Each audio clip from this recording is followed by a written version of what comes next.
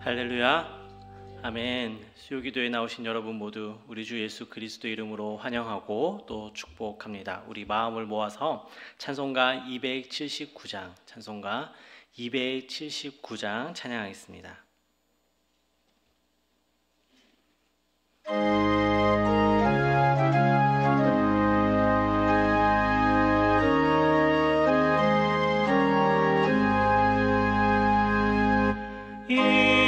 인내하신 구세주여 내가 비오니 죄인오라 하실 때에 날 부르소서. 주여 주여 내가 비오니 죄인오라 하실 때에 날 부르소서. 자비하신 보좌 앞에 꿇어 엎드려 자복하고 회개하니 믿음 주소서. 주여 주여 내가 비오니 죄인오라 하실 때에 날 부르소서. 주의 공로를 지하여 주께 가오니 상한 마음을 고치시고 구원하소서. 주여 주여 내가 비오니 죄인오라 하실 때에 날 부르소서. 만복 끊어 우리 주여 위로하소서. 우리 주와 같으시니 어디 있을까. 주여 주여 내가 비오니 죄인오라 하실 때에 날 부르소서.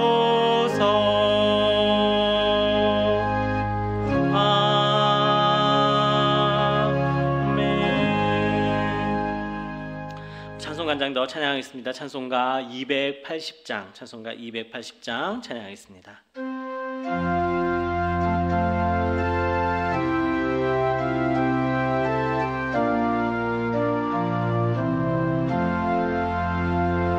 전부여 의지 없어서 손 들고 옵니다. 주 나를 외면하시면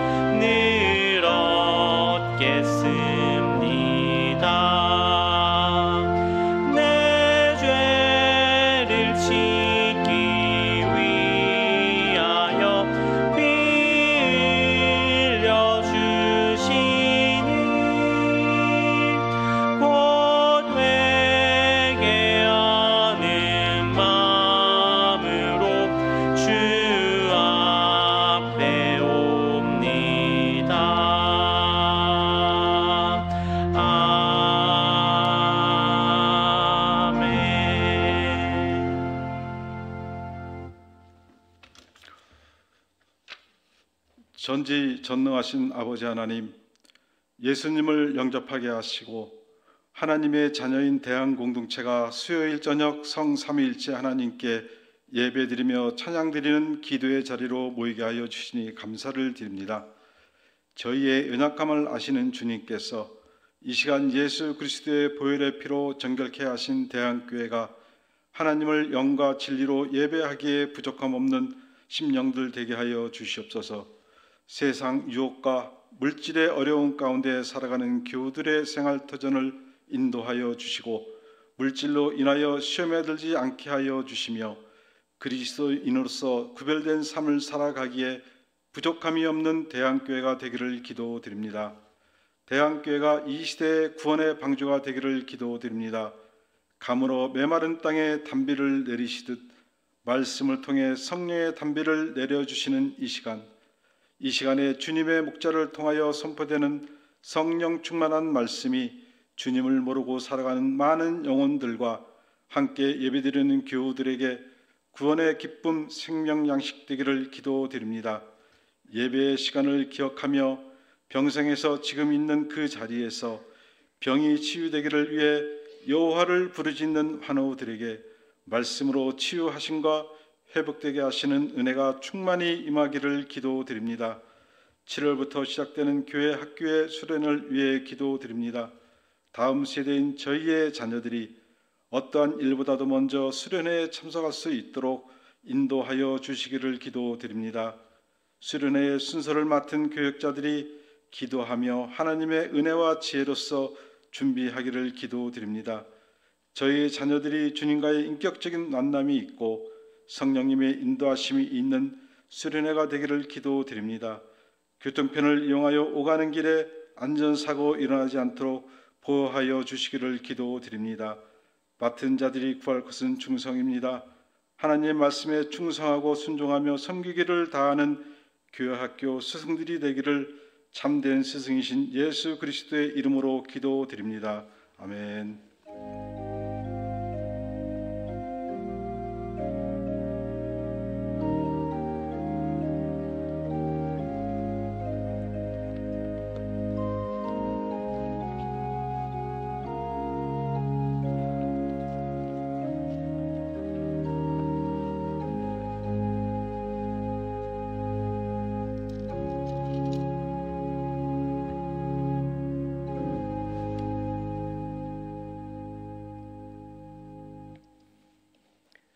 이사야 3장 1절에서 15절 말씀 보겠습니다.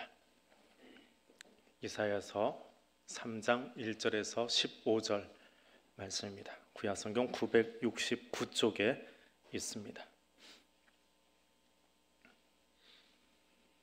한 목소리로 읽겠습니다.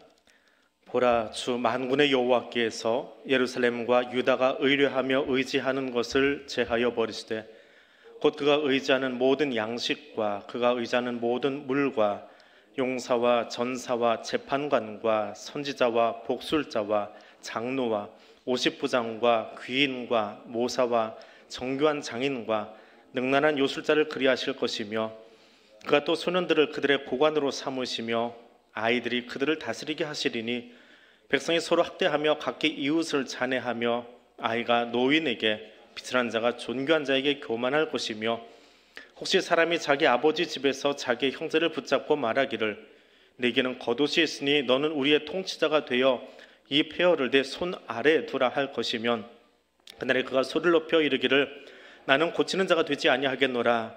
내 집에는 양식도 없고 의복도 없으니 너희는 나를 백성의 통치자로 삼지 말라 하리라. 예루살렘이 멸망하였고 유다가 엎드러졌음은 그들의 언어와 행위가 여호와를 거역하여 그의 영광의 눈을 범하였습니다.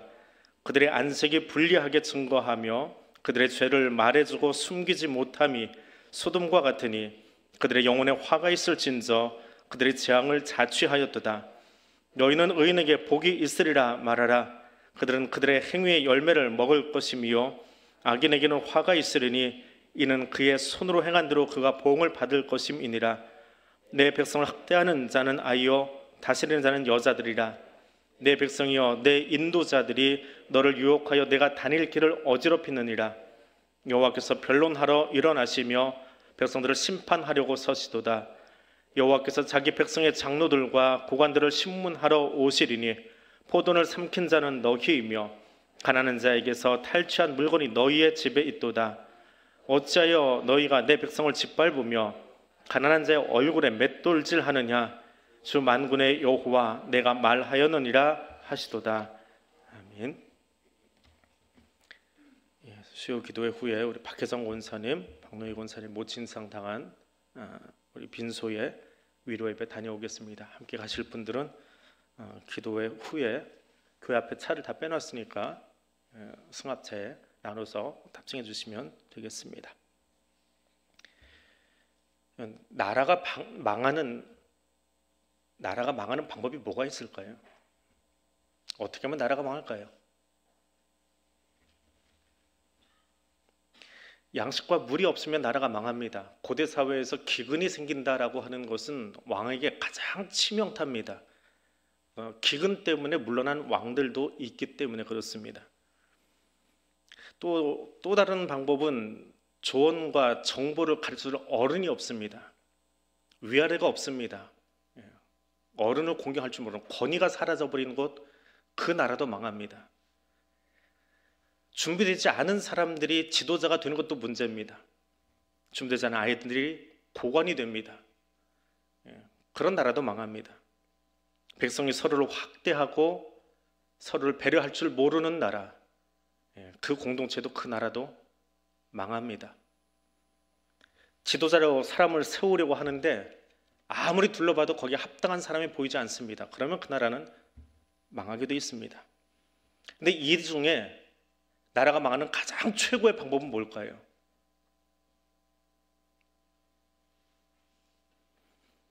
방금 말한 이 5가지는 모두 다 국가가 망한 현실을 이야기하고 있는 본문의 말씀입니다. 2절에서 7절까지의 말씀을 그냥 요약해 놓은 겁니다. 예언자를 통해서 주시는 말씀입니다. 왜 이런 일이 일어날까? 2장 22절입니다. 지난주에 보았던 본문 마지막 절입니다. 같이 한번 읽겠습니다. 너희는 인생을 의지하지 말라. 그의 호흡은 코에 있나니 새말 가치가 어디 있느냐. 그놓고 3절로 들어가는데 지난주에도 설명했지만 이 운을 맞춘이라고 혹은 너무 짧아서 이제 와서는 번역들을 합니다. 새번역 성경이라든지 현대인의 성경 같은 게 좀 풀어서 쓰는 성경들은 번역을 다 합니다. 근데 개역 성경은 번역을 안 합니다. 키라고 하는 글자입니다. 굳이 여러분이 좀 보기 쉽게 설명을 하면 영어 C자 엎어놓은 거에다 옆에다가 어퍼스트로피 하나 톡 붙여놓은 게 키자입니다. C라는 거 아시죠? 여러분 보기에 거꾸로 써놓으면 돼요. 그리고 그 옆에다 톡 하나 쉼표 찍어놓은 겁니다. 이 키라는 단어입니다. 왜냐하면 이라는 단어입니다. 왜냐하면 너 인생 의지하지 말아라. 왜냐하면 이라는 뜻입니다. 2장과 3장은 사실 다른 책이 아니라 붙어있는 책입니다. 그런데 이 키라는 단어를 번역을 안 하면서 분리돼 버리는 것처럼 흐름이 그렇게 끊어져 버렸습니다. 키를 넣어놓고 보면 이런 문장이 됩니다. 너희는 인생 의지하지 말아라. 인생이 뭐 별거냐? 한 호흡거리도 안 되는 것들이 그거 새말 가치도 없다. 왜냐하면 여호와께서 인생들이 의뢰하고 의지하는 것들을 자제하여 버릴 것이기 때문에 그렇다. 여호와께서 뭘 제거하실 줄 아느냐? 2절부터 7절까지 쭉 목록이 나오고 있습니다. 그래서 1절은 이렇게 시작합니다. 왜냐하면 보아라, 주 만군의 여호와께서 예루살렘과 유다가 의뢰하며 의지하는 것을 제하여 버리시되, 유다와 예루살렘에 의지했던 것들, 그 목록이 쭉 나오고 있죠. 자, 이사야는 지난주에도 말씀드렸지만 유독히 상류층 사회를 향해서 예언을 합니다. 궁중 예언자이기 때문에, 혹은 이사야의 가족이 그 족보를 찾아보면 왕족 출신이기 때문에 주로 귀족층을 향해서, 지도자를 향해서 많이 이야기를 해요. 그래서 지도자들 향해서 거침없이 날립니다. 물론 다른 예언자도 안 하는 건 아닌데 이 사람의 출신이 귀족이다 보니까 같은 귀족 사회에서 거칠 게 없어요. 그래서 훨씬 더 날카롭게 귀족들 향해서 더 많은 메시지를 선포하고 있습니다. 그만큼 그 리더들의 책임에 대해서 누구보다 강력하게 외치는 것이 이 사람입니다. 그런데 일반 서민의 입장에서 이사야를 보면 그렇지 뭐 맨날 정치하는 사람들이 그렇지. 뭐 이리 빼먹고 저리 먹고 그게 언제 하루 이틀의 사이야? 그러면서 일반 서민의 입장에서 이사야서를 보면 별로 감동이 없어요. 감흥이 없어요. 그런데 지도자의 입장에서 보면은 살 떨리는 이야기입니다. 이게 차이점이에요. 제가 예언서를 볼 때마다 늘 머릿속에 지나가는 영화가 있습니다. 한 두어 번 말씀드린 것 같아요. 평양성이라고 하는 우리나라 영화가 있습니다. 저 평양성의 마지막 그 자막이 올라가기 전에 출연자가 누구고 누가 후원할까 그거 올라가기 직전에 나오는 엔딩 컷입니다. 몇 사람이 서 있나요? 예, 세 사람이 있습니다. 여러분이 보기에 제일 왼쪽에 거시기가 서 있고요. 이름이 안 나와요. 그냥 거시기예요. 그 앞에는 그 거시기의 엄마가 서 있어요. 그 맞은편에는 갑순이가 서 있습니다. 거시기와 갑순이가 사랑을 했습니다. 전쟁터에서 특히 어떻게 하다 사랑을 하고 평양성 전투가 끝나고 나서 이제 서민들은 다 자기 집으로 돌아가는 거예요. 전쟁이 끝났으니까 징집 이후가 끝났으니까 다 돌아갔습니다. 돌아갔는데 갑순이 자세가 보이지요? 배가 남산만해서 갔습니다. 근데 전쟁터에 아들이 나갔다 돌아왔는데 여자를 하나 데리고 왔어요. 근데 배가 남산만에 가져온 거예요. 그러니까 시어머니가 뿔이 났어요. 그래서 둘이 서 있는데 이유 불문하고 저 설명이 없어요 영화에.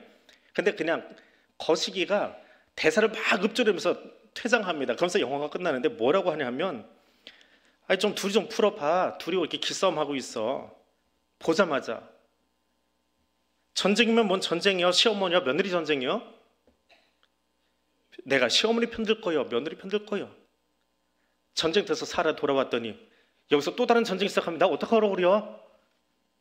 나 어쩌라고? 그래서 그 가요가 하나 흘러나와요. 그 어쩌라고인가 하는 그 가요가 쭉 흘러나와서 영화가 끝나버립니다. 진짜 전쟁이 어디 있습니까? 전쟁이 저 외부에 있는 줄 알아요. 나라와 나라 사이에 전쟁이 있는 줄 알았는데 저기 보면요, 저 두 여자 사이에 좀 전쟁이 있어요. 제일 치열한 전쟁. 넌 뭐냐 지금? 예, 시어머니가 갑자기 배가 남산만한 며느리가 지금 떡하니 눈앞에 왔어요.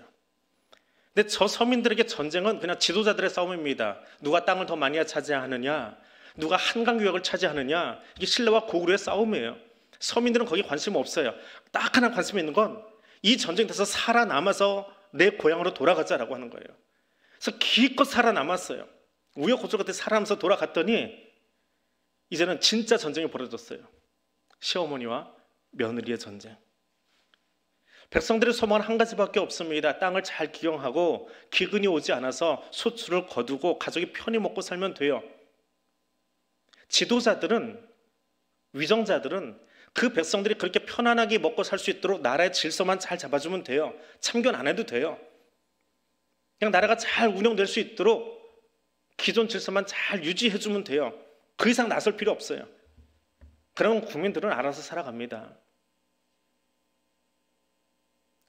제가 몇 번 했던 이야기죠. 고려에서 조선 바뀌고 한 세대가 흘러가고 나서야 경상도 사람들이 조선 됐어? 그랬대요. 통신이 늦으니까 그런 이유도 있지만 저 서민들에게는요, 고려건 조선이건 별로 상관없어요. 그들에게는 이 땅이 전쟁 없이 편안하게 살면 돼요. 임진왜란 같이 갑자기 부산에서 서울로 올라오는 길이 막혀버리고 거기에 왜군들이 들어오면 그때는 죽을 맛이죠. 그거 못해준 국가가 혹은 왕이 한심하고 미운 거지요. 그 외에는 백성들은 그닥 관심이 없어요. 이사야서를 보는 관점이 그렇다는 거예요. 서민들의 입장에서 별로 관심이 없어요. 그런데 이사야가 지금 궁중 예언자거든요. 지금 설교를 어디서 하느냐면 궁중 안에서 하고 있는 거예요. 거기는 그럼 누가 들어와서 이 설교를 듣고 있을까요? 주로 귀족들이고 왕족들이고 대신들이에요. 근데 그들을 향해서 하나님의 예언자를 통해서 이야기하는 거예요. 보아라, 하나님이 말씀하신다. 근데 그 하나님이 누구라고 표현되어 있습니까? 만군의 여호와께서. 그러니까 이사야를 볼 때마다 이 단어가 나오면 살이 떨려요, 사실은. 여러분 살 안 떨리지요? 저도 처음에는 그랬어요. 일반 백성에게 이 만군의 여호와라는 말이 그렇게 와닿질 않아요, 솔직히. 그거 가지고 살 떨릴 일이 없어요. 그렇게 대단하신 분을 만날 일이 별로 없거든요. 여러분 얼마나 돈 많은 사람 혹은 얼마나 권력 잡은 사람을 만나보셨습니까? 그것보다 더 크신 하나님이라고 하는 표현이 체바오트 여호와 체바오트라는 말입니다.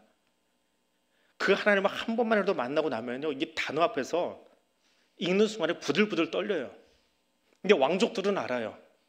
귀족들은 알아요. 그 권력이 뭔지, 그 힘이 뭔지, 그 파워가 뭔지 알아요. 근데 하나님은 어떤 분이요? 체바오트, 최고의 파워를 가지신 분. 체바오트, 최고의 권력을 가지신 분. 마틴 부부는요, 이 체바오트 하나님, 여호와 체바오트를 이렇게 이야기합니다. 무리에 에워싸인 분. 무리에 에워싸인 분.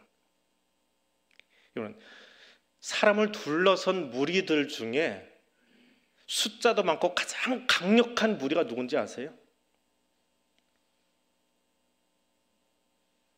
군대예요. 군대가 둘러싸고 있는 그 사람. 그런데 죽이려고 둘러싸는 것이 아니라 뭐 하려고요? 가운데서는 그분의 명령을 들으려고. 그 군대가 둘러싸고 있는 가운데 서 있는 권력자, 그게 체바오트 여호와라고 하는 거예요. 군대 사령관 되신 분. 남자분들은 군대 경험 생각해 보면 이게 어떤 의미인지 알 거예요. 평상시에 부대에서 매일 볼 수 있는 그냥 흔한 그 장교 계급들이 있지요. 다이아몬드 달리신 분들. 근데 어느 날 갑자기 거기 별 하나 달린 분이 한번 떠보세요. 제가 별 3개까지는 봤어요. 오피근마다가. 그날은 그 일대가 다 긴장이더라고요. 경기도 하나가 들썩들썩한 것 같아요. 얼마나 비상을 걸어놨는지. 그게 별 3개가 떴을 때 이야기예요. 근데 별 4개가 뜨면 어떨까요? 국군 통수권자가 뜨면 어떨까요? 군대가. 근데 그 권력을 가진 자보다 더 크신 분, 그게 여호와 체바오트라는 말이에요. 부번은 그렇게 설명합니다. 그 군대에 둘러싸인 분. 또 어떤 분이 이렇게 얘기해요. 가장 많은 사람들에게 둘러싸인, 가장 많은 자들에게 둘러싸인, 세상에 있는 것 중에, 여러분이 알고 있는 세상에 있는 것 중에 숫자를 세기 가장 힘든 것, 뭐가 숫자를 세기 가장 힘이 듭니까? 이 사람 숫자는 얼추 이렇게 보면 보여요.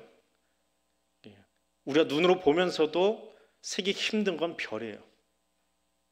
고대 사람들은 이 별들에 둘러싸인 분, 이것을 여호와 체바오트라고도 표현합니다. 별은 우리가 아는 것처럼 수금, 지화, 목토 하는 이런 별이 아니고요. 별 하나하나에 영이 깃들어 있다고 생각을 했어요. 그러니까 각각이 영이에요. 영적 존재예요, 그게.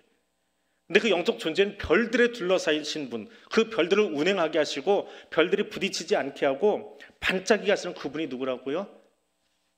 여호와 체바오트, 만군의 여호와예요. 그 여호와가 누구에게 이야기하었어요? 지금 이사야를 통해서 그 앞에 앉아있는 귀족들에게, 왕족들에게 이야기하고 있어요. 보라, 그 만군의 여호와께서 이야기하는데 너희가 의지하는 이 왕족과 귀족들을 의지하는 게 대체 뭘까요? 그거를 다 무력화시키실 거다. 너희가 인생 의지하고 군대를 의지하고 파워를 의지하고 돈을 의지하느냐?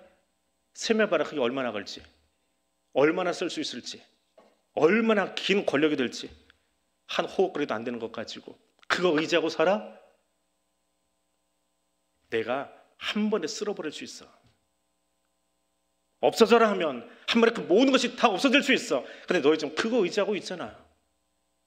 하나님이 그 책망을 하고 계시는 거예요. 다시 질문합니다. 설교 시작할 때 나왔던 이야기입니다. 국가가 망하는 최고의 방법 뭘까요? 쌀이 없고 권력이 없어지고 배우지 못한 사람들이 지도자가 되고, 아니요. 국가가 망하는 최고의 방법은요, 하나님의 외면하시는 거예요. 하나님의 그 나라 외면하시는 거예요. 그러면 그냥 망하게 되어 있습니다. 하나님께서 외면하신 나라, 하나님께서 외면한 백성, 하나님께서 외면한 개인, 그건 멸망입니다. 이사야는 지금 그것을 말하고 있어요. 하나님이 외면하시면 아무리 현명하다 하는 노인의 지혜도, 나는 앞으로 힘 더 많이 써볼 수 하는 그 젊음도, 그 어떤 상황도 하나님이 외면하신다라고 하는 것은 하나님이 끌어내리시겠다라고 하는 거예요. 누가 그걸 버팁니까? 조금 더 있어 볼래요? 나하고 힘써 볼래요? 못해요. 누가 가서 버티겠습니까? 망하는 것밖에 없습니다. 그런 이유로 7절에서 그렇게 망해버린 나라 누가 지도자 되고 싶어 하겠어요? 아예 안 합니다. 우리 집에 먹을 것도 없고요, 뭐 지혜도 없고요, 나 지도자 안 할 겁니다. 이게 7절의 내용이에요. 유다가 망하게 된 이유가 어디 있습니까? 누구의 책임입니까? 하나님께서 그들을 버리셨기 때문에요? 외면하셨어요? 하나님 뭘 인정해서요? 아닙니다. 8절과 9절을 보십시오. 예루살렘이 멸망하였고 유다가 엎드려졌으면 그들의 언어와 행위가 여호와를 거역하여 그의 영광의 눈을 범하였습니다. 그들이 무엇과 같다고요? 9절 중간에 갑니다. 소돔과 같대요. 화 있을진저. 소돔과 같은 이스라엘 백성들아, 이스라엘이 고귀한 백성 같습니까? 성민, 거룩한 백성 같습니까? 하나님이 그들에게 하시는 얘기예요. 이 소돔 같은 것들. 그럼 소돔의 특징이 뭐예요? 소돔의 특징이 무엇입니까? 이사야가 앞에서도 그랬고요, 지금 다시 이야기합니다. 두 번째 나오는 이야기예요. 너희는 소돔 같아 라고 이야기해요. 소돔의 특징이 뭐예요?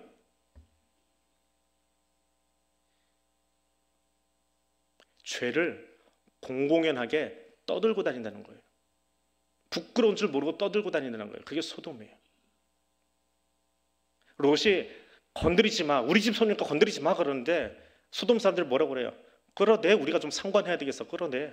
부끄러운 줄 몰라요. 집 앞에 서서 소리 지르면서 끌어내, 우리가 좀 같이 놀아야 되겠으니까 데리고 나와. 부끄러운 줄 몰라요. 이게 소돔이라는 거예요.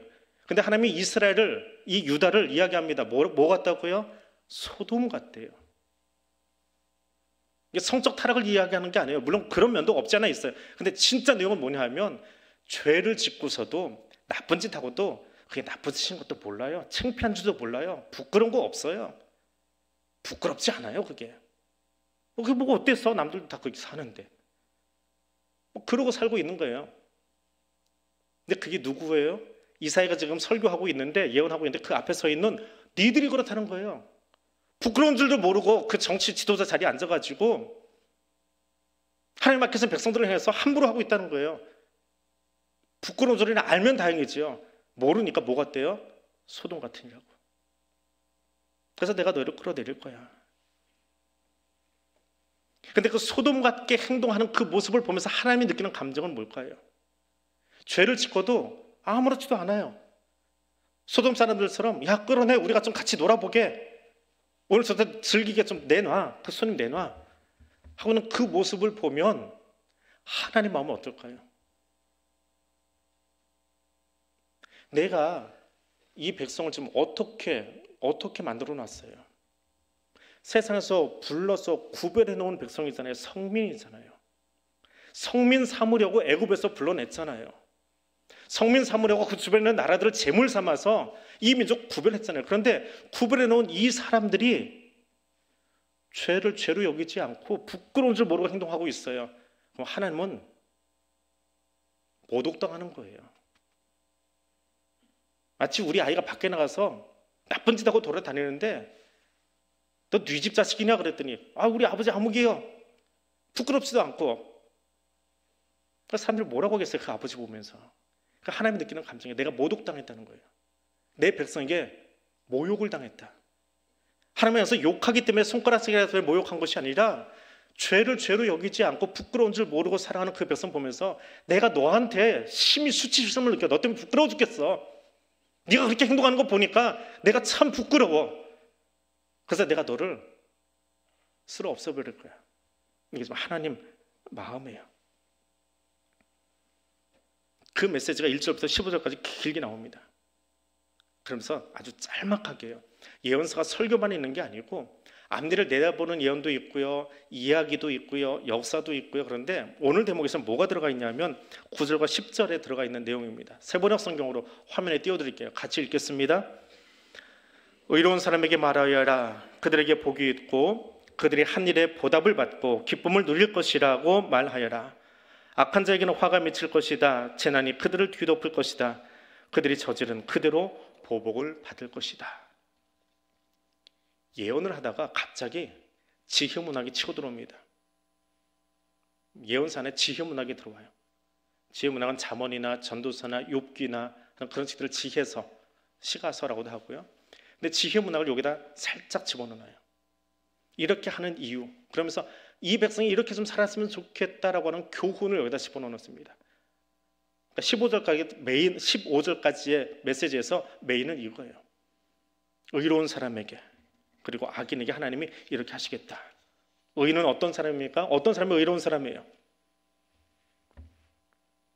오늘 본문에 나오는 이 지도자들을 향해서, 귀족들을 향해서, 오늘 우리를 향해서 말씀하시는 의인은 하나님과의 관계에 대해서 어그러짐이 없는 사람이에요. 좀 소돔 같다 그랬잖아요. 하나님을 무시하고 살잖아요. 근데 의인은 어떤 사람이요? 하나님과의 관계가 어그러짐이 없어요. 더불어서 그 사람은 하나님과의 관계만이 아니라, 수직적인 관계만이 아니라 수평적인 관계예요. 옆 사람하고, 옆에 사람하고 올바른 관계를 유지하고 살아가는 사람. 여러분, 지난 한 주간 혹은 지난 한 달 혹은 내 삶 속에 다른 사람과 찌그락거리고 불편한 관계를 가지고 있었던 모습이 혹 있습니까? 회개하십시오. 그건 의인이 아니라 악인입니다. 이사야 세대로 한다면 악인이에요. 저주받을 인생이에요. 하나님과의 관계만 바르게 하는 것이 아니라 이웃과의 관계, 이것이 바른 사람입니다. 하나님은 그 사람들을 어떻게 하신대요? 의인에게 복이 있으리라. 이 복이라는 단어가 토부입니다. 저 시편에 나오는 그 단어가 아니고 여기서는 토부라는 단어를 썼어요.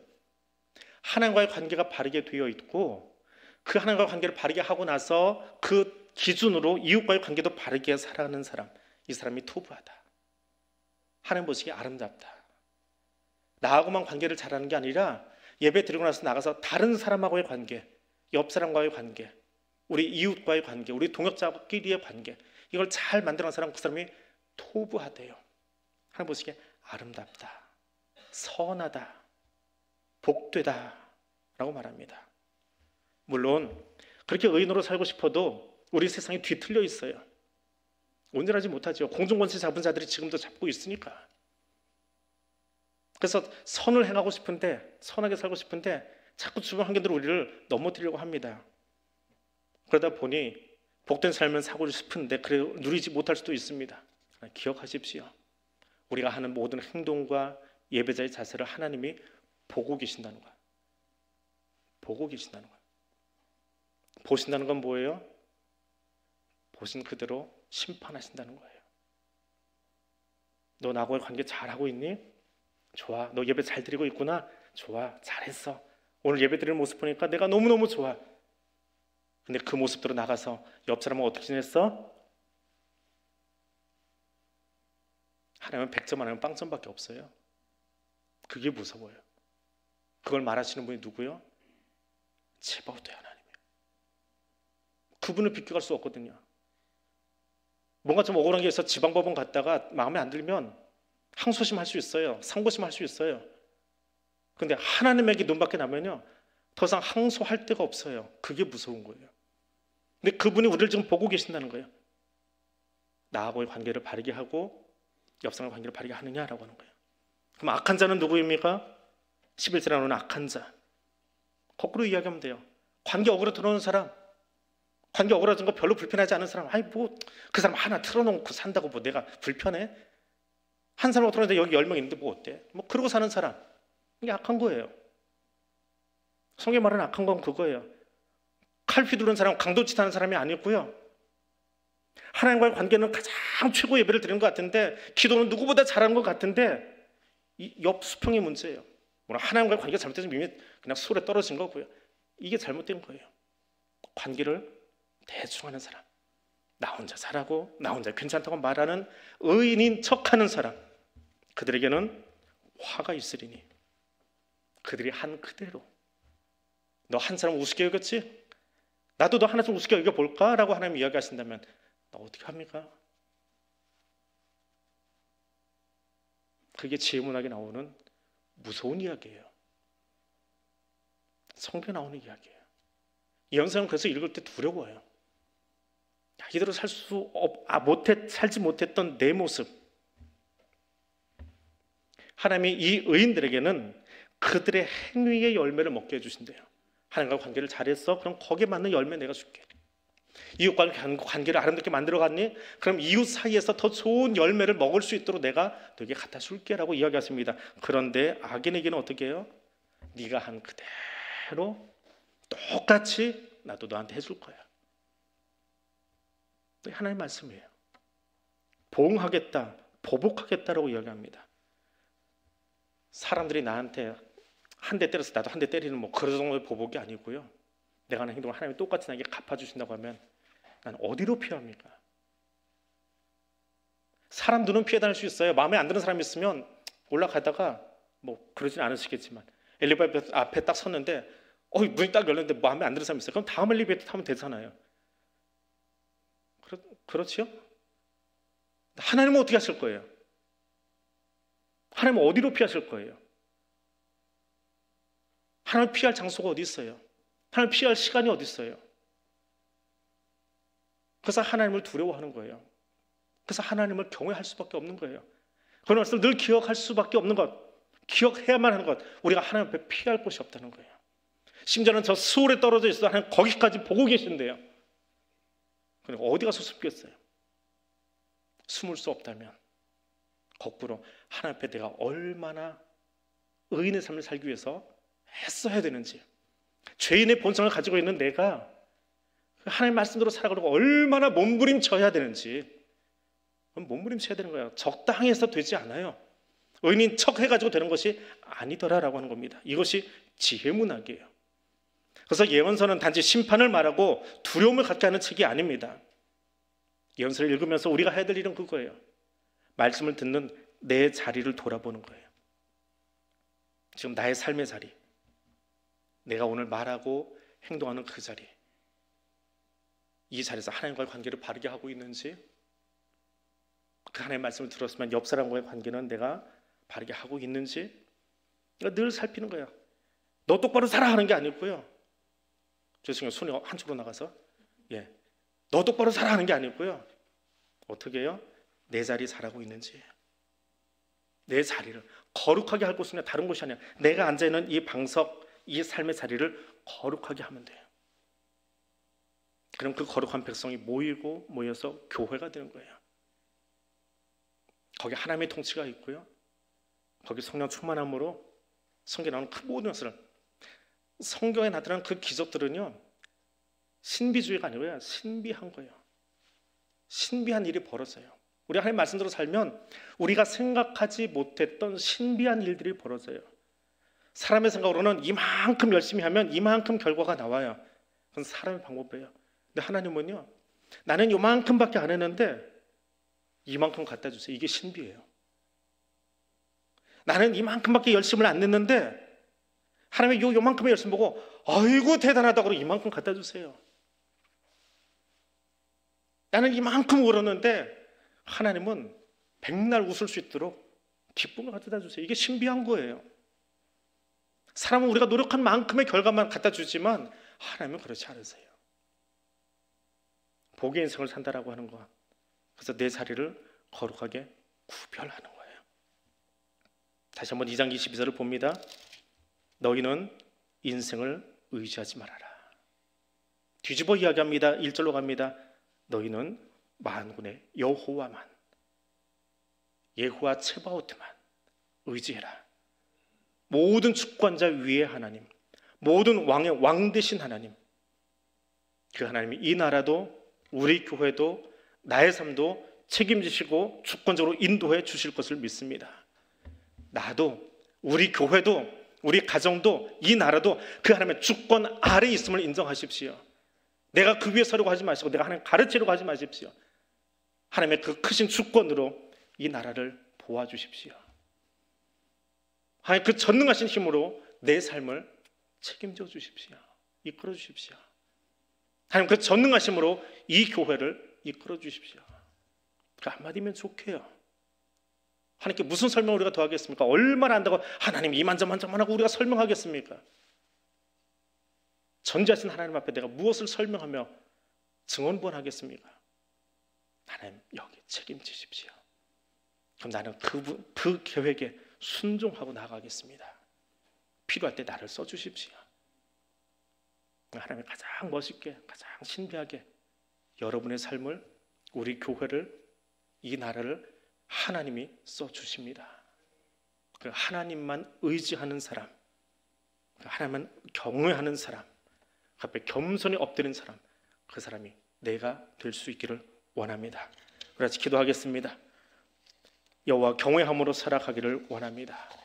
입술로의 경외가 아니라 나의 삶으로, 또 우리 교회가, 또 이 나라가 이 열방의 주권자는 오직 하나님밖에 없습니다라고 인정하며 그 앞에 엎드릴 수 있는 가정과 개인과 교회와 국가가 될 수 있도록 하나님께 맡겨드리며 하나님께 의지하며 나아갈 수 있기를 원합니다. 함께 기도하겠습니다. 거룩하신 하나님, 만군의 주 여호와 하나님, 세바토의 하나님만이 우리의 진정한 주권자 되시며 우리의 왕이 되시며 주가 되심을 고백합니다. 입술로만 고백하지 않겠습니다. 나의 모든 삶으로 그 하나님을 인정하며 그 하나님을 인정하기에 그 앞에 가장 겸손한 자로 엎드리기를 원합니다. 그리고 하나님, 오늘 내가 과연 의인의 자리에 서 있는지 다시 한번 내 삶의 자리를 돌아볼 수 있기를 원합니다. 하나님께 예배하기 위하여 지금 이 자리에 나왔습니다. 예배자로 서기 원하여 나왔습니다. 하나님과 관계를 바르게 하고 싶어서 나왔습니다. 하나님, 그 결단과 그 마음으로 나는 오늘 내 옆에 앉는 사람들과 나의 동역자들과 나의 가족들과 그 관계를 바르게 해가며 살아가고 있는지요. 나는 의인의 자리에 서 있는지 악한 자의 자리에 서 있는지 다시 한번 말씀 주셔서 나를 돌아보기를 원합니다. 그것이 나의 삶 되기를 원합니다. 그것이 우리 교회 되기를 원합니다. 그리고 이 나라가, 이 민족이 열방의 주권자 되신 하나님을 기억하며 그 앞에 엎드릴 줄 아는 그런 나라 될 수 있도록 하나님 도와주옵소서. 너는 인생을 의지하지 말아라. 새말 가치도 없는 그 인생 의지하지 말고 만군의 여호와께서 말씀하시는 그 음성을 들으라. 이사야를 통해서 말씀하시는 그 소리를 듣습니다. 그 소리가 오늘 나의 가슴을 치기를 원합니다. 내 삶을 관통하기를 원합니다. 그리고 하나님 의지하여 일어서는 자 될 수 있기를 원합니다. 한 번 더 기도하겠습니다. 이 땅의 위정자들을 위해서 기도해 주십시오. 하나님의 주권자 되심을 두려워하는 위정자 되게 해달라고. 하나님, 이 나라 이 민족을 돌아보아 주시기를 원합니다. 하나님의 보아주시는 백성, 하나님의 눈을 향하여 든 그 백성과 그 나라가 복이 있습니다. 하나님, 그 고개를 돌리지 않도록 그 은혜의 광선을 오늘 이 나라를 향해서, 우리 교회를 향해서, 우리 가정을 향해서 비추어 달라고 아론의 축복기도를 통해서 우리에게 말씀하신 것처럼 그 은혜의 광선을 쬐어달라고 기도하시기를 바랍니다. 그리고 마지막으로 기도할 것은 하나님의 뜻이 하늘에서와 같이 이 땅에서도 완성되기를 원합니다. 습관처럼 외우는 주기도문이 아니라 그 뜻이 오늘 내 가슴 속에서, 오늘 내 앉은 자리에서, 우리 교회에서, 이 나라에서 완성되기를 원합니다. 이거 놓고 우리 함께 기도하겠습니다. 거룩하신 하나님, 우리는 말씀을 날마다 읽습니다. 또 읽습니다. 또 암송하고 있습니다. 하나님, 우리의 주권자 되심을 인정한다고 말하고 있습니다. 그런데 하나님, 우리는 너무 자주 기도를 이유로 하나님을 가르치려 드는 오만한 모습을 하나님 회개합니다. 그리고 원하고 있기는 하나님의 진정 이 땅의 주권자시라면 그 하나님께서 이 땅의 모든 위정자들과 리더들과 지도자들을 붙잡으시고 책임지시고 이끌어 주시기를 원합니다. 이 땅 대한민국 위정자들이 하나님의 주권자 되심을, 하나님의 만군의 여호와 되심을 인정하고 두려워하는 위정자들 되게 하여 주옵소서.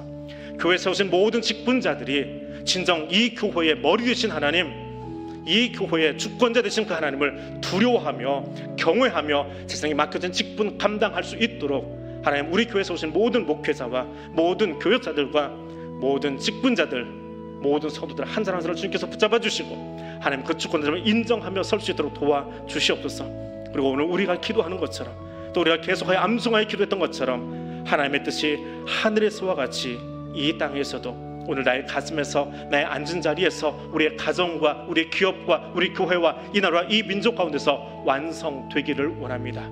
그리고 그 일에 순종하며 나아가는 겸손한 자 될 수 있기를 원하오니 성령 하나님, 우리와 함께하여 주옵소서.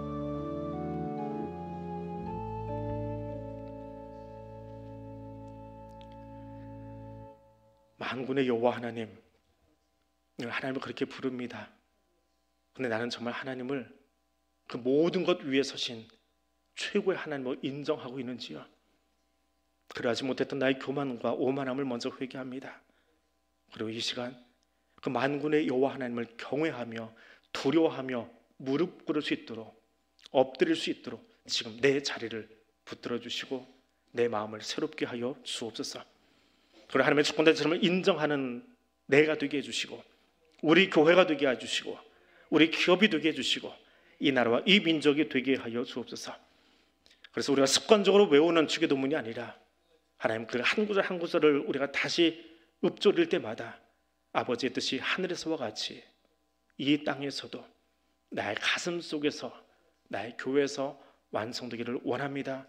구하고 순종할 줄 아는 자 되게 하여 주옵소서.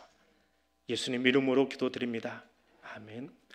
하늘에 계신 우리 아버지, 아버지의 이름을 거룩하게 하시며 아버지의 나라가 오게 하시며 아버지의 뜻이 하늘에서와 같이 땅에서도 이루어지게 하소서. 오늘 우리에게 일용할 양식을 주시고 우리가 우리에게 잘못한 사람을 용서하여 준 것 같이 우리의 죄를 용서하여 주시고 우리를 시험에 빠지지 않게 하시고 악에서 구하소서. 나라와 권능과 영광이 영원히 아버지의 것입니다. 아멘.